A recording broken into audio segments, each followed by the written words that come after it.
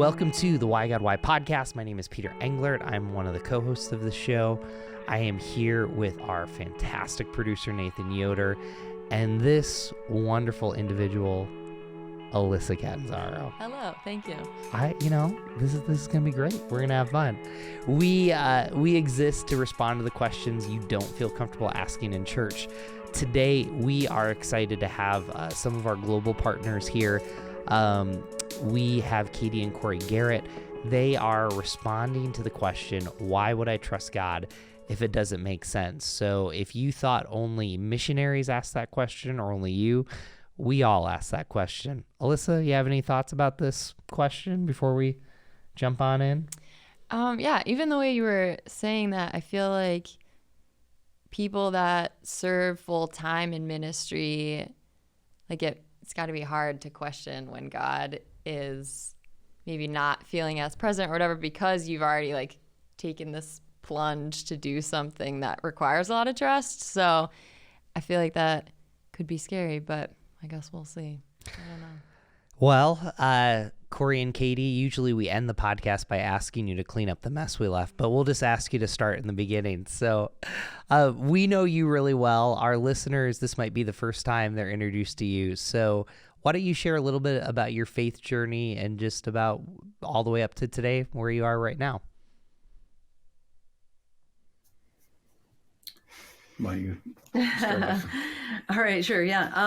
So I'm Katie. We went to Wheaton College, so I guess I should say became a believer as a youngster, grew up in a Christian family. When I was about 13, my brother started really going in an opposite direction. He was older, and I kind of realized, oh, okay, just because my parents are Christians doesn't mean I'm automatically a Christian, and I need to make a decision about this. And so I went to a Billy Graham crusade, actually, and went forward when I was 13. That was really a turning point, and started reading the Bible on my own at that time. And then in high school, started studying foreign languages, found out I was good at French and really liked it. And so we had an exchange student come from Ghana that lived with us, and in 10th grade, and I started learning about West Africa. So by the time I graduated from high school, basically, I knew I wanted to live overseas. So then went to Wheaton College, and that's where I met Corey.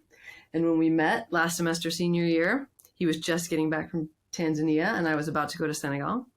And we both felt this call to Africa as missionaries to serve the Lord. So it was kind of like, hey, I like you. Let's do this together. It's obvious that God was bringing us together. So we've been in Senegal since 2000, with time in the States for home assignment and stuff. We're with SIM, working with the Wolof people. What else? So I was, like Katie, born and raised in Christian home, and went to church and all that good stuff until I was about 13. It sounds like I'm going to say about when I was 13, I turned away from the Lord. That's not what happened. When I was 13, I heard a missionary speaking in our church, and basically, to make a long story short, I felt like God really called me to missions during that presentation. And so that became kind of the guiding purpose of my life from that point, and led me to Wheaton, and where met up with Katie there and everything. So most of our time in Senegal has been in a rural context, doing development projects and Bible teaching in villages. In the past few years, I've gotten involved in other things, more technical things, apps, websites, social media ministry, as well as Arabic script conversion of the existing Roman script Wolof Bible, and putting that into different formats, print and online. So also Kate's administered a scholarship project, and that's been a source of, it's been one of the most fruitful things that we actually have done in Senegal, is the scholarship project for children of Christians. So we've got 5 kids. Yeah. 20 years old. We have 3 biological daughters who are 20, 19, and 17. And then we adopted 2 boys in 2018 who are both 8 now. Yeah, that's amazing.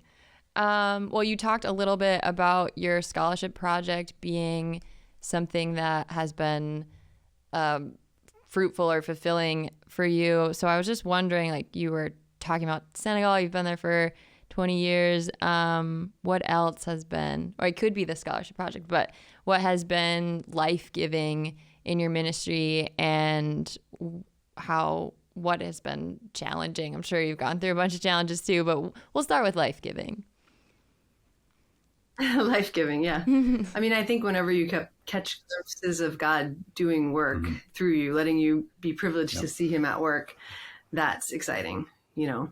So we've seen a few people baptized, and just this weekend I was talking to someone in Senegal, and you know, they said that they have had some dreams, and it was like, you just get that like thrill, like God is working, you know. That's exciting. Yeah, it doesn't happen very often in Senegal. It's not something that happens a ton.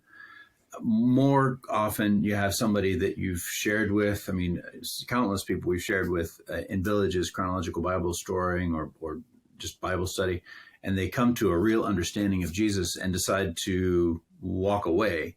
But there's been those, like this person who's actually, this is happening this week, who, despite the odds and despite the cost, have a complete life transformation and do things that they have been shying away from for a long time. Example of the apostles, you know, the apostles, Jesus dies, and they are so scared. And then he appears to them, and all of a sudden they're changed. And their actions and their attitude towards death and life is all changed, right? And so we've seen that in some people, a few people, and that's the most exciting thing that we've seen. That's a pretty easy missionary answer, I guess. On the other hand, I have some projects that I've done that really use my abilities and also like get my imagination fired up, like making Bible apps. We have a new 99 Names of God app that we just released this week. I've been working on it off and on for a couple of years. The hardest part was getting the content ready. But doing that is so exciting. I just stay up till, you know, all hours of the night working on that stuff. It's 11 p.m. on Saturday. You could stop working on the app. But that's the funnest thing I could possibly do. Even funner than streaming Netflix is, you know, making these things work just right. So those kind of projects, I won't go into a lot of detail on that, but some of the projects that I've done that really connect the culture to Scripture and get Scripture in people's hands in ways that make sense for the culture, that's really exciting. So I'm just going to kind of jump in because, again, I think this question just resonates with so many individuals, whether they're unchurched or dechurched, whether they follow Jesus. You know, I think if we were to kind of create a meme for missionaries, like, well, my parents think I do what I actually do, like all of those types of things. You know, I think some people might be listening to you, like thinking, you know, even if they're not Christians, they'd be like, oh, they're going to Senegal and they're drilling wells to get water, or, you know, they're holding church services with thousands of people coming to know Jesus. And, you know, just even on a surface level, you're kind of saying, no, it's one at a time, and I'm trying to get internet in the middle of Africa to make an app, and I'm back in the United States trying to do that. And, you know, I guess I just want to kind of focus on some of the reality and challenges, because you've really wrestled with this question, you know, and even just help our listeners understand why you had to leave Senegal and come back to the United States, of what's really challenging you with this question of trusting God when it doesn't make sense. Yeah, I mean, I think that one of the toughest things our whole 20 years in Senegal has just been kind of feeling like we've poured ourselves out, and it's like pouring out liquid onto very dry ground, and it's just like sucked up and the ground is still dry. That's kind of how it feels, you know. At a certain point, we started, you know, spending half of each week in the village in huts. And it was like, we're just giving our all, Lord, you know, and we're so close to these families that we're living with. We love them. They love us. You know, they named their baby after me. Like, what more can we do? And yet no response to the gospel, you know, and it's just been like, that's been the biggest thing, I think, just just the discouragement of, is are our lives pointless? Is this all for nothing, you know? And as a few moments in our I would say our career, but it's really our lives, that God said, go this extra mile. And we said, okay, Lord, that is like a bit farther than we were thinking about going here. But if you say this, you must have a reason. It must be the thing that we're thinking. You're about to do, fill in the blank, start a people group movement or whatever. So we, with great difficulty, sent our kids to boarding school. We didn't think we were going to do that. Sent the kids to boarding school, moved out to the village. Back many years ago, we were in Chess and doing great, and God said, move to Kaffrine. And we were like, okay, Lord, let's move to Kaffrine. Not really what we want, but we'll obey, you kind of obey, and you have this, like, in your mind, you think, okay, if I obey, then God's going to do this. And then that is where, and that comes back to what we're actually talking about, is trusting God. Is in those moments, you go and you do that, and you think, well, if we do this very hard thing, then God's going to respond by doing the thing that we think must be on his mind. This must be the reason that he's asking us to do this. And then when he doesn't do that, that's when it's very hard to trust. Now, in retrospect, it's very easy to see that a lot of times I'm saying it in such a way to make it obvious, but we kind of write checks on God's account, and then when they bounce, we get upset. But it's us that said, if we do this, then God's going to do that. But God didn't say he was going to do that. He just said, do this. And so that is, in a nutshell, the whole problem with trust, is assuming that we know what God is up to. And so we obey. So there's a big tie conditional obedience. Mm-hmm. There's a big connection between obedience and trust. We obey because we trust him to do X, and then when he doesn't do X, we feel betrayed. Where what he just said was, do X. He didn't say, and I'll do this. So again, back to the scholarship project, we were in 2019, 2020, at the end of a series of blows. People not coming to the Lord for many years, but going to the village, having our kids at boarding school. We had some teammates that came and we were really depending on, and then they left. And so a lot of stuff that was really kind of beating us down. And so that was certainly my lowest moment. And I remember many times, kind of yelling at the Lord almost, but talking to Katie, and she would kind of talk me down off the edge of the building. But then in 20 and 21, so this is in the middle of like pandemic is happening and everything, or right before, and then during the pandemic, the lockdown and everything, we started seeing some of the things that God was doing that we had not understood before, and specifically through the scholarship program. And we have talked about this before, but just for the benefit of your listeners, I know I'm repeating myself to the people, Peter and Alyssa, but for the listeners who haven't heard this story, we had a couple of guys who had been in the scholarship project for many years and went through professional education and got a nursing degree and a vet tech degree. And as we were without the teammates, God gave me a moment of clarity where he said, well, you have these Senegalese guys, these believers who, two guys who, just like I talked about, who had been totally afraid of even being associated with Christians, and then in a moment transformed into people who didn't care, who knew that they were going to church, reading the Bible, they were evangelizing their friends and their neighbors, their classmates, where, a few years before they were, one of these guys, he and all his siblings had attended a Christian camp that we had put on. Then the next day after they got back from the camp, he took all of his brothers and sisters' T-shirts that had the name Jesus on it, and burned them so nobody would know that they had gone to this Christian camp. So this guy is now turning around and evangelizing his classmates and everything. So this is the kind of transformation that we're talking about. So these two guys had been through the scholarship project, gotten these professional degrees, and we're back in Kaffrine.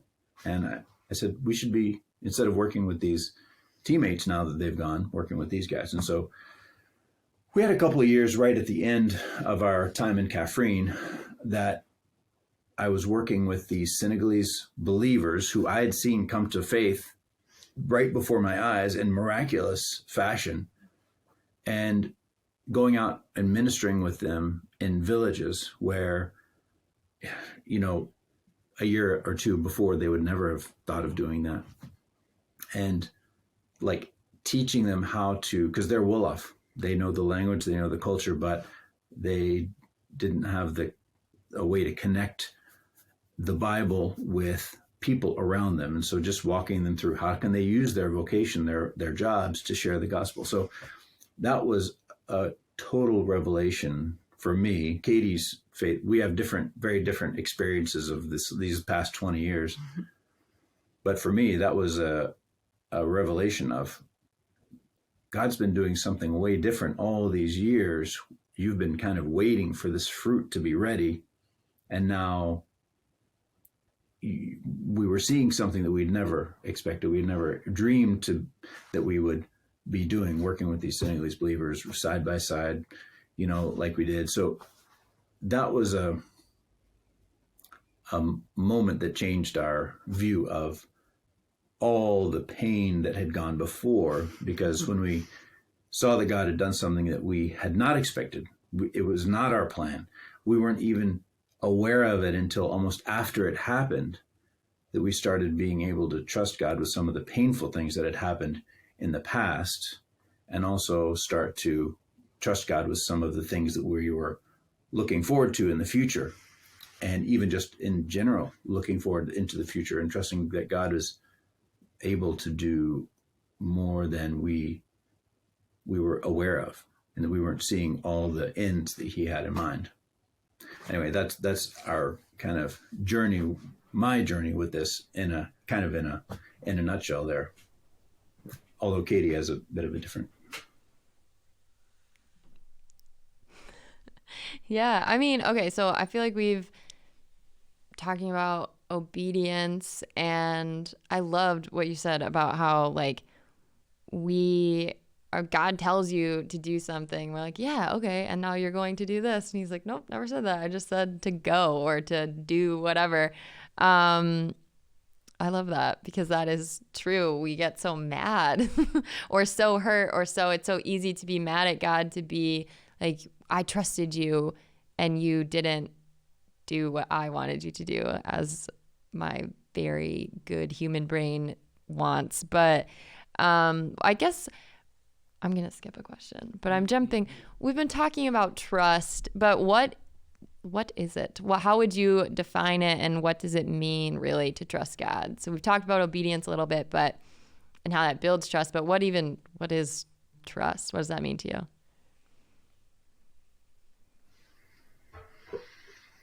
Katie, do you want to take first? You go first.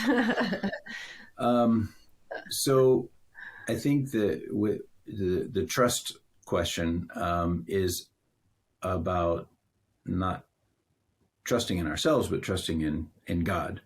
It's a little bit too easy to trust in ourselves. I read a book recently, and they put it in terms of listening and seeing.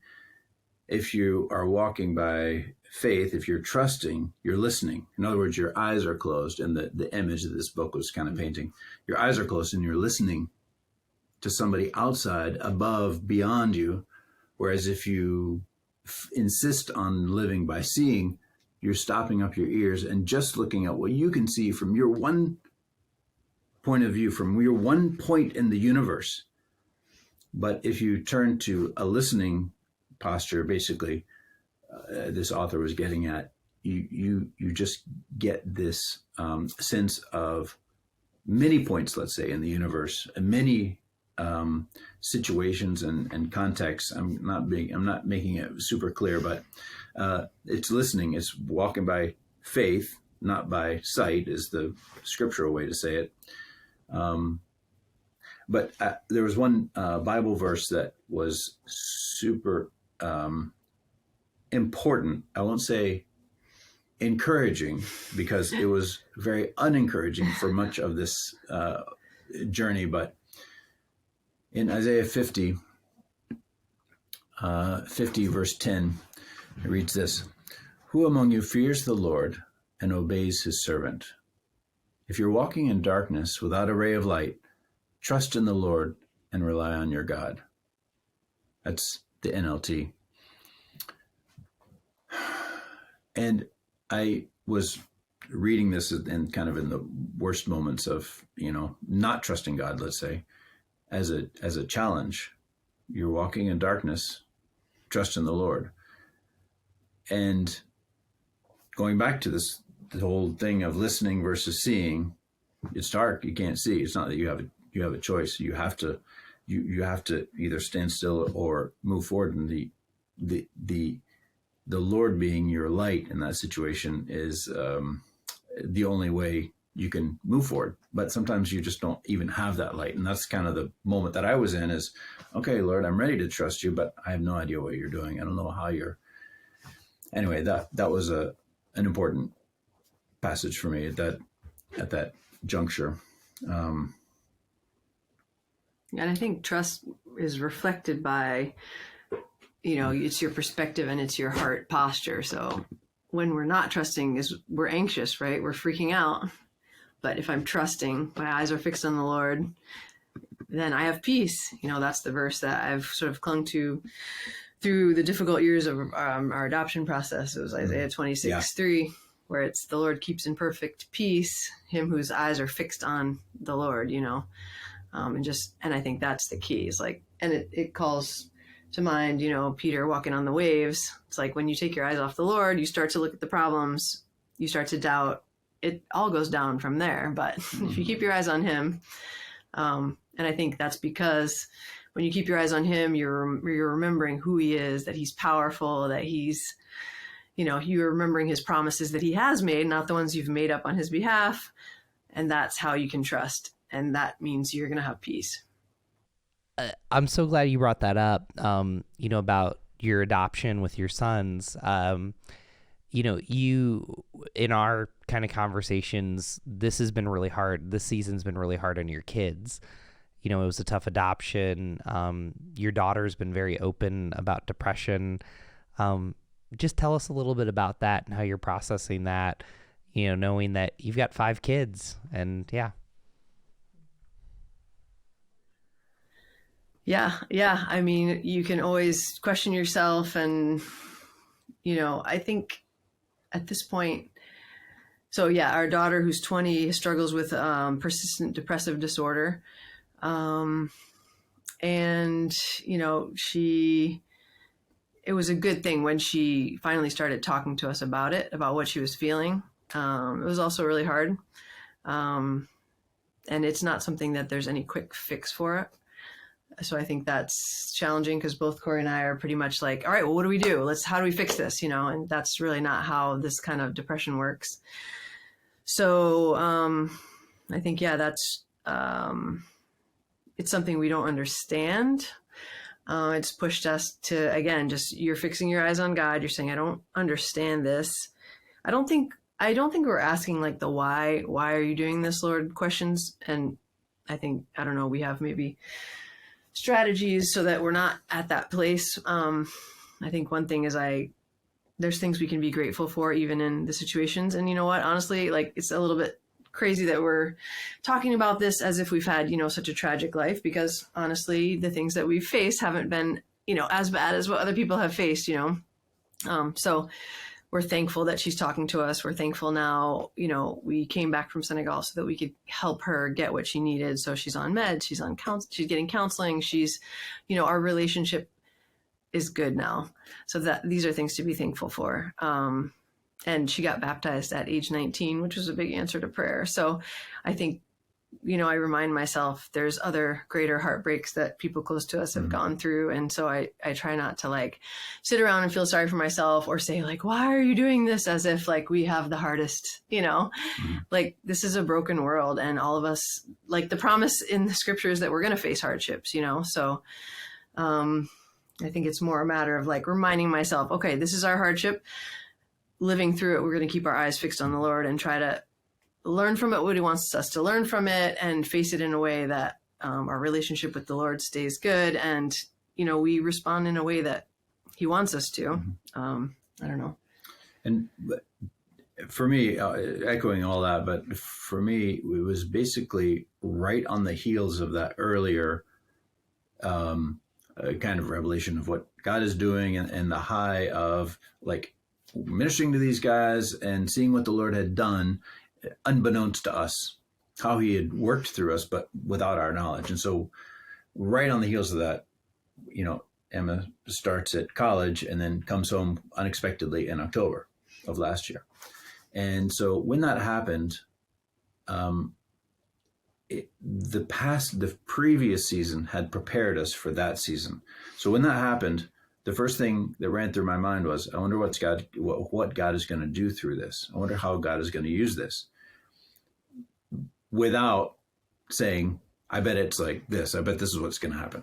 But that past season of great disappointment, followed by seeing what God was up to, a part of what God was up to, not everything, but a part of what God was up to, enabled us to, when Emma came home, really face that with a greater degree of trust than I have ever experienced in a trial, let's say, or in an unexpected negative situation. So that it's part of the walk of faith, and I definitely felt at that moment that God was doing something in us to enable us to trust him more. So at this point, we can share that she's doing much better, and we're actually on schedule to head back to Senegal next summer, and she's going to continue on here in the States. And so we're praising the Lord for that. But even if something else is going to go bad, As I was going to say, like, not according to plan, in our lives. Holding it all loosely, I think, at this point. It's like, you hold it loosely, It's like, you like, oh no, the boys are like, whatever situation. And then it's like, it goes better again. And then, but just to know, like, there's going to be things. Maybe we're going to have to come home again, because one of our kids needs us to. That's okay. God will walk with us through whatever the next storm is. Yeah. Yeah, that's great. It's hard to think about, like, I think this is where I had said it in the beginning, but like okay, sorry.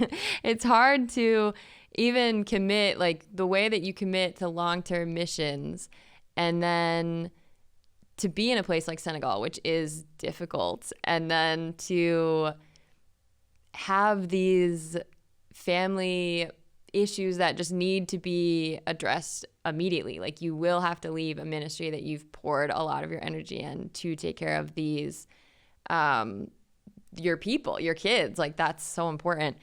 So I think the question is, so as you think about going back to Senegal, like, you said you're holding things loosely, but like, does it scare you? Are you excited? Like, how do you feel about even making that transition back? Because you've been home for a little bit. Has this been the longest time you've been on home assignment okay. Like, how does that feel?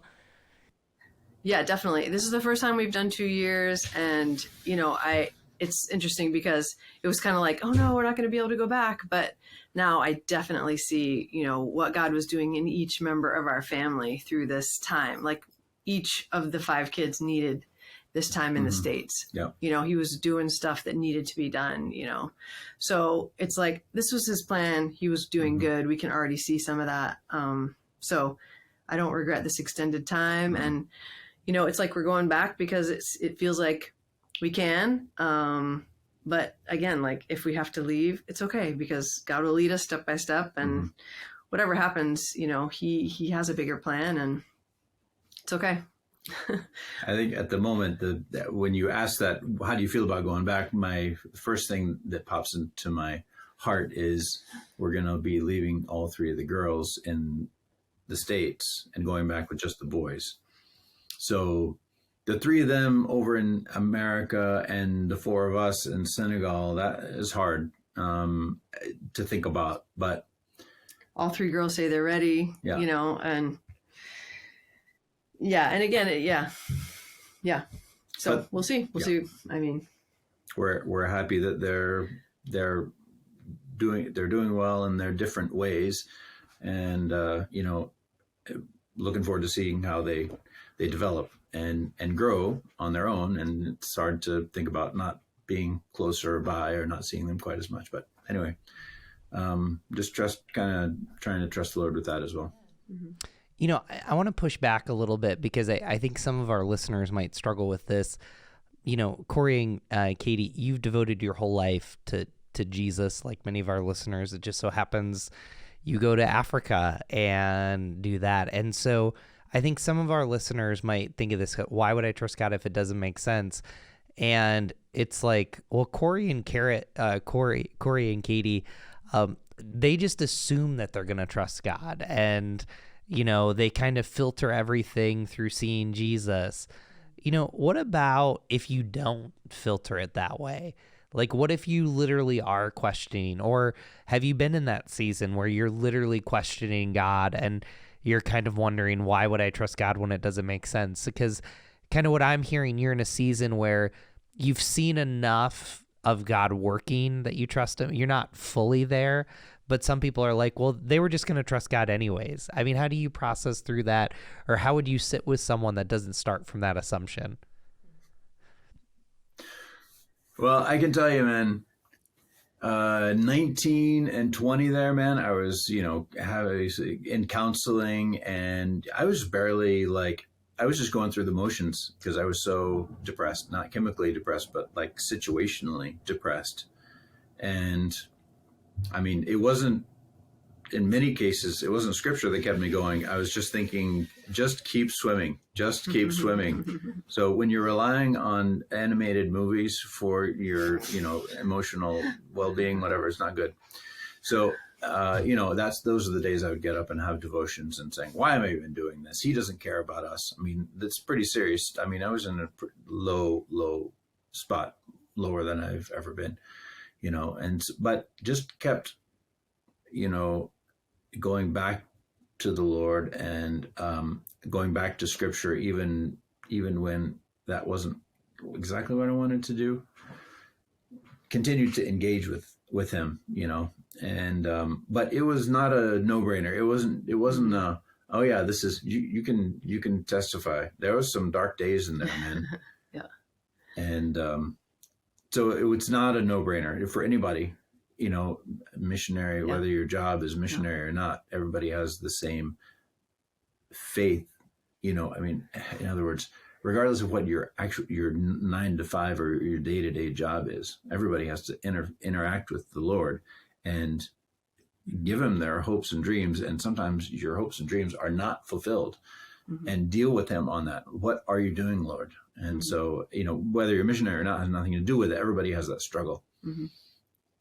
I think for me, like, whenever my mind goes to, just doubting, like, is this even, is God even real? Then it's like, if I actually sit down and think about that question, like, then I just have this like logical procession of course God is real. Who made these trees? Like, and then you're just like, okay, there has to be a God because we are all here. And which of the major religions makes sense? I've lived in Islam. It doesn't hold up. You go through all, and it's like Christianity is the only religion that holds up. So it's like, having studied these things and thought about these things as a youngster, it's kind of like you remind yourself, like, this has to be true. And if it's true, then the Bible is true. And if the Bible is true, then, and then there's these scriptures that I can go to.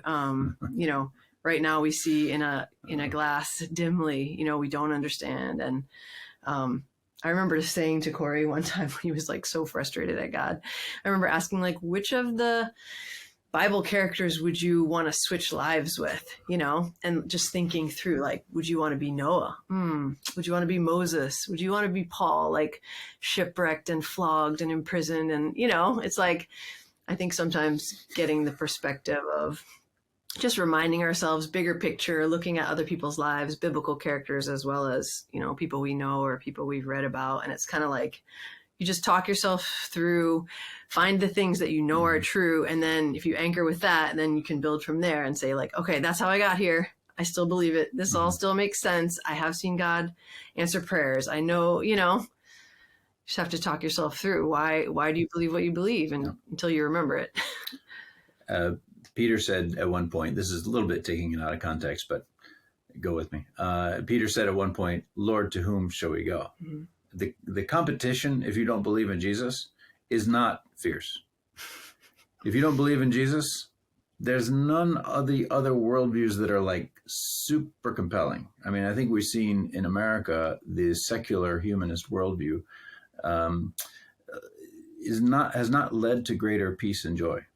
It's not doing it. We live, as Katie said, in a country where Islam is quite popular. We're not seeing peace and joy. But when you come back to churches are not perfect. But when you come back to Christians, and Christians are not perfect, you do see another kind of life than you see anywhere.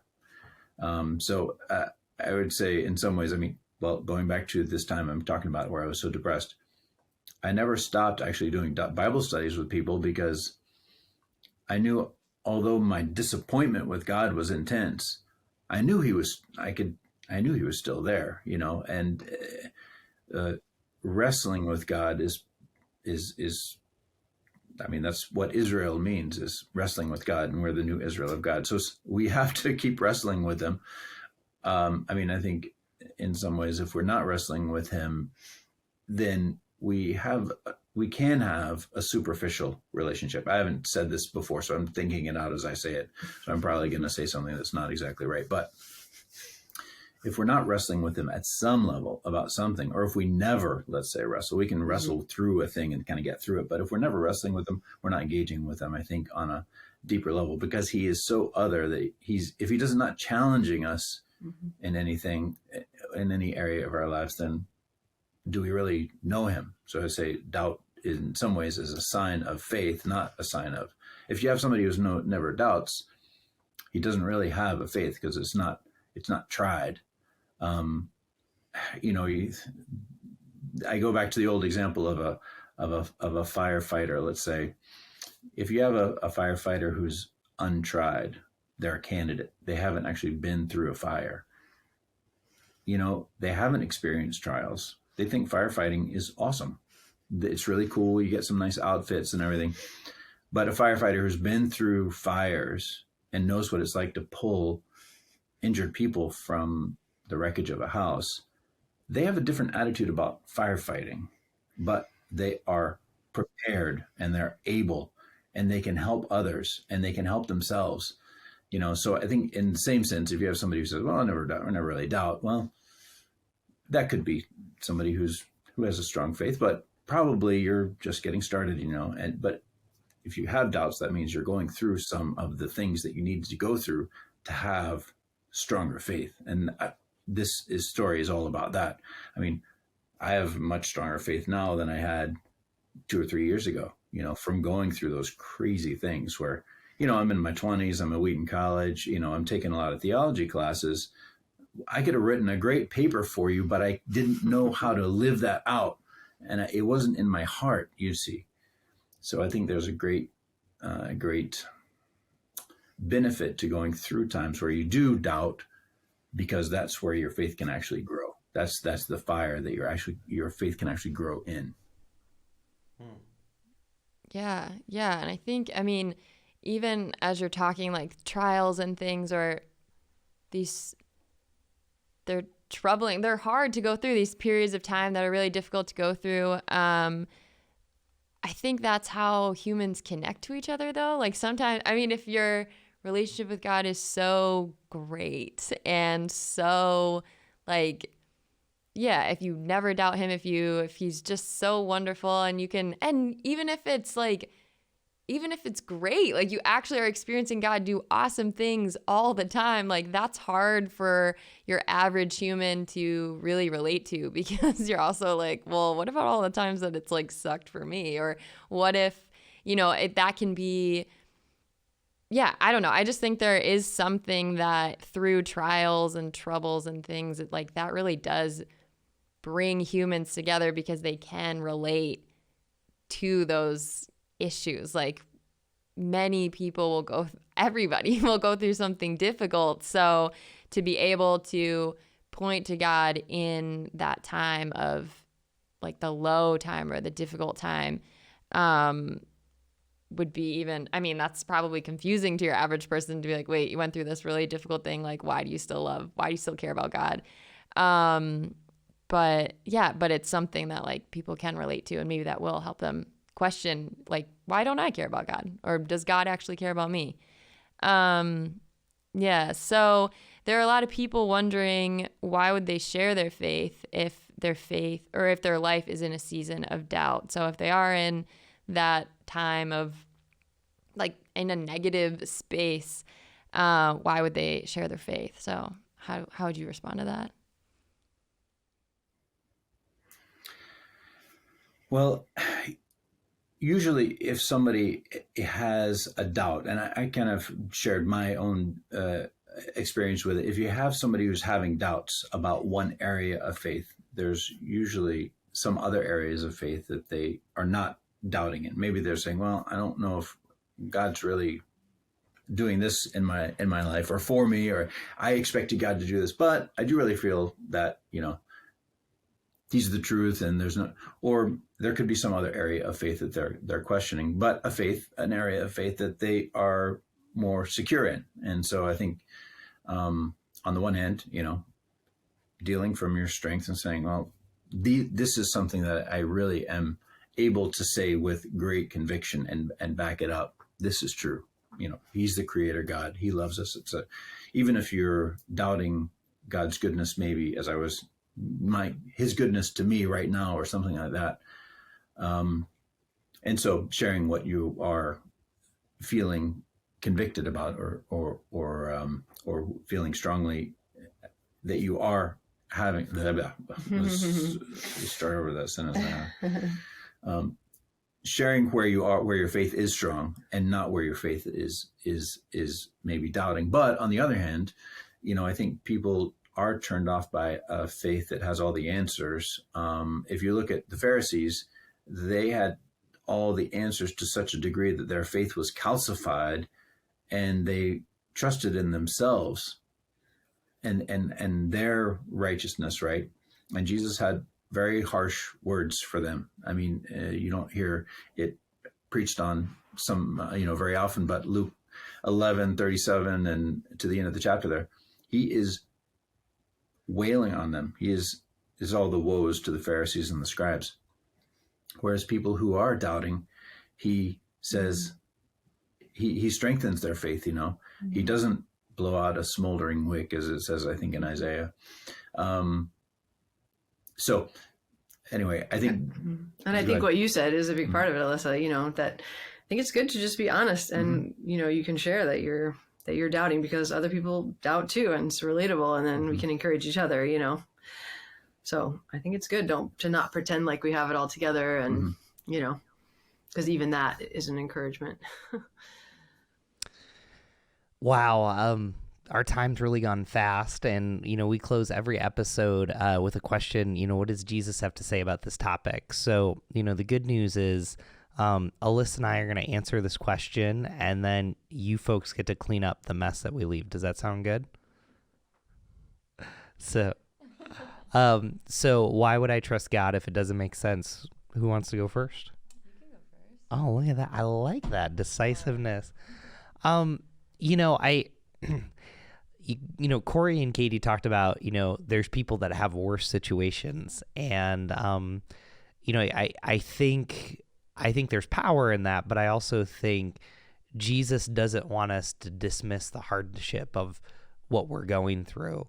And I think of every person that Jesus approached in Scripture, and, I think about the women with the blood issue, that, here's Jesus on the way to heal someone else, and he ends up healing this woman. And, I just think, why would I trust God if it doesn't make sense? I think that we live in this odd tension of overblowing our situation, that God's not there for us, or underblowing it, well, we're just going to make it through. And I wonder if learning to trust God is learning from even what I've heard from the Garretts to see our situations the way God does. Got me all choked up.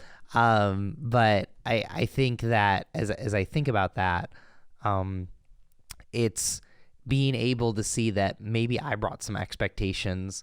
Maybe I looked at Jesus in ways that weren't helpful. And so to be able to see our life for as it really is and from Jesus's perspective. And I wonder, when we ask this question, why would I trust God when it doesn't make sense? It's about the past and it's about the future, but it's about God's working in ways that we don't always understand and see. So, Alyssa, what do you got?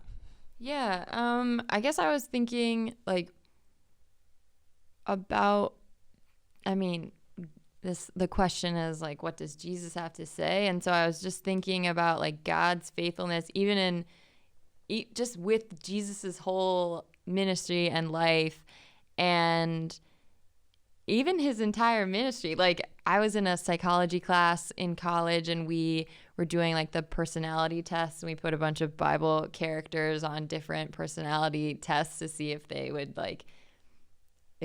pass the test or not, or if they were like clinically crazy or whatever. But yeah, Jesus was, I don't know, I was like, he probably would have been really weird to a lot of people. So even his ministry, I mean, clearly we see that some people responded well and some people did not respond well to just him and what he was trying to do and what he was claiming. And so like, but God was so faithful in his life and performed all these miracles and reached all these people just in a 3-year span of his actual ministry.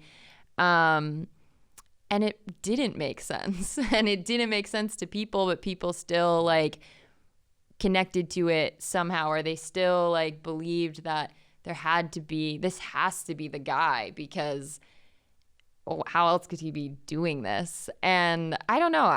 I've really been thinking about like the faithfulness of God, even in your own times of doubt or your own like fear of the future, is like, well, God's been faithful. He's provided. He's done all these things. He's worked through Jesus. He's worked through all these Bible characters, and he's working through you.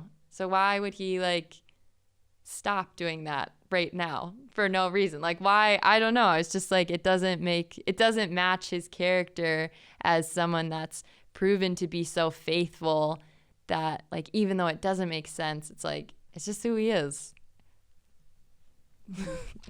Drop the mic. throw to you guys. There we go.